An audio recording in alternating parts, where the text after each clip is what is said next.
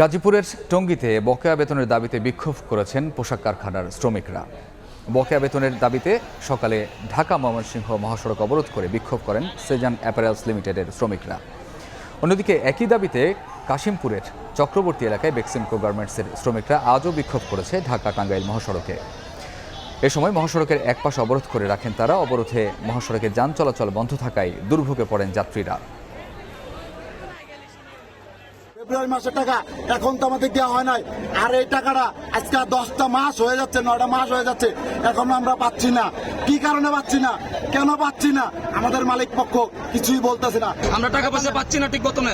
যারা শ্রমিক ভাইয়েরা ঠিকভাবে কর্ম করতেছে তাদেরকে 3 মাস যাবত স্যালারি ঠিক মতনে দিচ্ছে না, তাদের টাকা পয়সা এখন পর্যন্ত আটকানো আছে। কিন্তু এই টাকা পয়সা আমরা কোথায় গেলে এটা সমাধান হবে? এখন আমরা রাজপথে নেমেছি।